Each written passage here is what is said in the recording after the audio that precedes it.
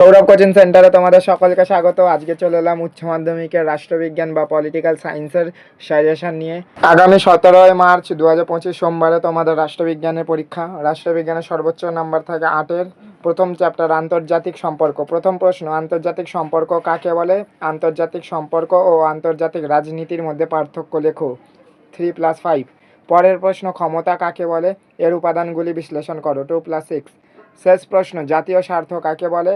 জাতীয় স্বার্থ রক্ষার বিভিন্ন উপায়গুলি লেখো। 3+5। পরের চ্যাপ্টার, কয়েকটি প্রধান রাজনৈতিক মতাদর্শন। প্রথম প্রশ্ন, উদারনীতিবাদ কাকে বলে? এর বৈশিষ্ট্যগুলি লেখো। 2+6। পরের প্রশ্ন, নয়া উদারনীতিবাদ কাকে বলে? এর প্রধান বৈশিষ্ট্যগুলি লেখো। 2+6।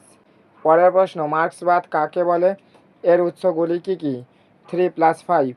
পরের প্রশ্ন, মার্ক্সের ঐতিহাসিক বস্তুবাদ তত্ত্বটি আলোচনা করো। পরের প্রশ্ন, গান্ধীবাদ কাকে বলে? অহিংসার মূল্যায়ন করো। গান্ধীবাদের মূলনীতিগুলি লেখো। 3+5। শেষ প্রশ্ন, গান্ধীবাদ দর্শনের মৌলিক নীতিগুলি আলোচনা করো। পরের চ্যাপ্টার, সরকারের বিভিন্ন বিভাগ। প্রথম প্রশ্ন, ক্ষমতা স্বতন্ত্রীকরণ নীতির পক্ষে ও বিপক্ষে যুক্তি দাও। পরের প্রশ্ন, আধুনিক রাষ্ট্রের শাসন বিভাগ কার্যাবলী আলোচনা করো। পরের প্রশ্ন, এককক্ষ বিশিষ্ট ও দ্বিকক্ষ বিশিষ্ট আইনসভা কাকে বলে? দ্বিকক্ষ বিশিষ্ট আইনসভার পক্ষে ও বিপক্ষে যুক্তি দাও। 2+6। শেষ প্রশ্ন, এক কক্ষ বিশিষ্ট আইনসভার পক্ষে ও বিপক্ষে যুক্তি দাও। পরের চ্যাপ্টার, ভারতের শাসন বিভাগ। প্রথম প্রশ্ন, ভারতের রাষ্ট্রপতির ক্ষমতা ও কার্যাবলী আলোচনা করো। 4+4। পরের প্রশ্ন, জরুরি অবস্থায় ঘোষণা সম্পর্কে ভারতের রাষ্ট্রপতির ক্ষমতা বিশ্লেষণ করো। পরের প্রশ্ন, ভারতের প্রধানমন্ত্রীর ক্ষমতা ও কার্যাবলী আলোচনা করো। 4+4। পরের প্রশ্ন, ভারতের প্রধানমন্ত্রীর পদমর্যাদা আলোচনা করো।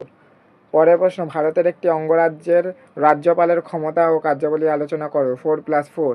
শেষ প্রশ্ন, রাজ্যের মুখ্যমন্ত্রীর ক্ষমতা ও কার্যাবলী আলোচনা করো। 4+4।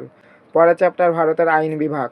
প্রথম প্রশ্ন, ভারতের পার্লামেন্টের ক্ষমতা ও কার্যাবলী আলোচনা করো। 4+4। পরের প্রশ্ন, ভারতের সংসদের রাজ্যসভা ও লোকসভার পারস্পরিক সম্পর্ক লেখো। 4+4। পরের প্রশ্ন, লোকসভার স্পিকারের ক্ষমতা ও কার্যাবলী আলোচনা করো। 4+4। পরের প্রশ্ন, ভারতের পার্লামেন্টের আইন পাশের পদ্ধতি আলোচনা করো। পরের প্রশ্ন, অর্থ বিল কি? ভারতের পার্লামেন্ট অর্থ বিল কিভাবে পাশ হয়? 4+4। শেষ প্রশ্ন, ভারতের একটি অঙ্গরাজ্যের বিধানসভা গঠন, ক্ষমতা ও কার্যাবলী আলোচনা করো। 2+3+3। শেষ চ্যাপ্টার, ভারতের বিচার বিভাগ। প্রথম প্রশ্ন, ভারতের বিচার ব্যবস্থা মূল বৈশিষ্ট্য লেখো। পরের প্রশ্ন, ভারতের সুপ্রিম কোর্টের গঠন ও কার্যাবলী আলোচনা করো। 4+4। পরের প্রশ্ন, ভারতের হাইকোর্টের গঠন ও কার্যাবলী আলোচনা করো। 4+4। শেষ প্রশ্ন, লোক আদালত ও সাধারণ আদালতের মধ্যে পার্থক্য লেখো।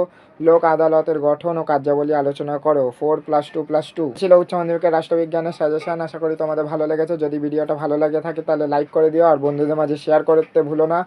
আবার দেখাবে অন্য কোনো ভিডিওতে। সবাইকে পরীক্ষার জন্য অল দ্য বেস্ট। আর এই ভিডিওর পিডিএফ নিতে হলে ডেসক্রিপশনে দেওয়া আছে আমার হোয়াটসঅ্যাপ চ্যানেলের লিঙ্ক, সেখান থেকে তোমরা জয়েন হয়ে এই পিডিএফটা বিনামূল্যে নিয়ে নিতে পারো।